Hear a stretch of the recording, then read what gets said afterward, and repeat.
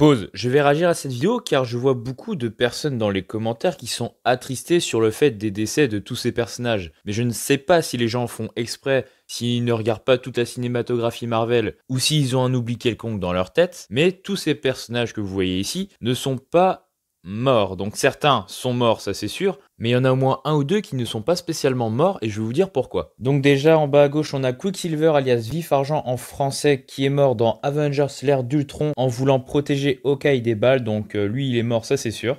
Ensuite, au milieu à droite, on a Gamora qui est mort dans Avengers Infinity War à cause de Thanos qui voulait sa fameuse pierre de l'âme pour casser les couilles. Du coup, à gauche, on a la même scène avec Black Widow qui s'était sacrifié dans Avengers Endgame pour obtenir la pierre de l'âme afin de ressusciter l'autre partie des Avengers. En haut, on a le GOAT Iron Man qui s'était lui aussi sacrifié en claquant des doigts à la fin de Endgame, ce qui lui a coûté la vie.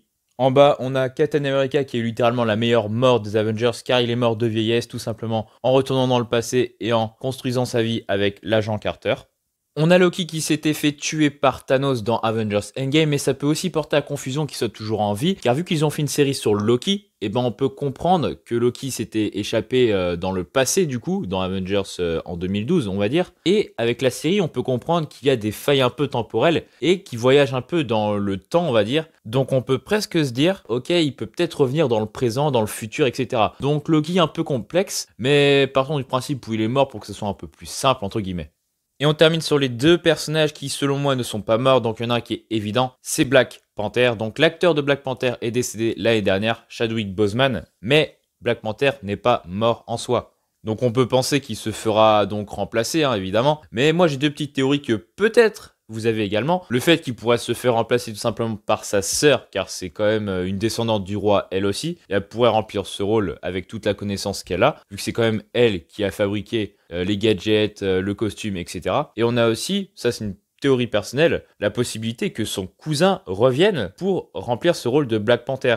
Effectivement, il est mort à la fin du 1, car T'Challa le plante. Fin. Mais faut pas oublier que sa sœur est toujours là et qu'elle a des capacités technologiques à soigner quelqu'un. On n'oublie pas que l'autre fois, elle a soigné un flic qui s'était pris une balle dans la colonne, il me semble. Et soit il mourait, ou soit il mourait. Donc là, vous n'allez pas me dire qu'elle n'est pas capable de soigner une dague plantée dans un bide. Donc ça pourrait être totalement possible que le cousin de Black Panther puisse revenir guéri et remplir le rôle de Black Panther.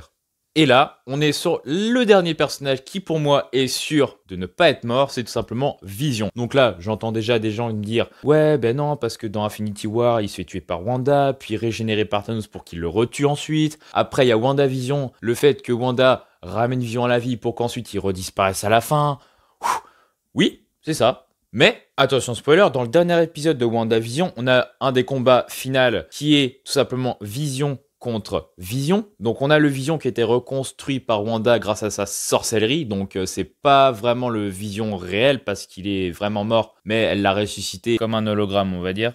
Et on a le Vision Argent, donc lui c'est le vrai Vision qui a été reconstruit entre guillemets à cause de Tyler Hayward. Donc ceux qui se rappellent pas, c'est l'autre tête de Chibre Galactique. Et en fait, il a été reconstruit sous ses ordres pour faire une arme pour tuer Wanda. Et à la fin, on a la scène où Vision parle à l'autre Vision. Et en fait, il se passe quelque chose de ouf. C'est que le Vision du passé a connecté toute sa mémoire, toutes ses pensées, tous ses souvenirs dans le Vision du présent. Donc lui qui est Argent. Et qu'est-ce qui se passe ensuite? Le Vision Argent prend connaissance. Il dit « Je suis Vision » et il se casse. Et fin de chantier. Et à la fin de la série, on a donc le Vision du passé qui redisparaît car Wanda a stoppé son délire. Mais le Vision Argent, aucune nouvelle. Donc techniquement, on a la conscience de Vision du passé dans son véritable corps, car c'est son vrai corps, qui s'est tout simplement volatilisé. Donc techniquement, Vision est vivant.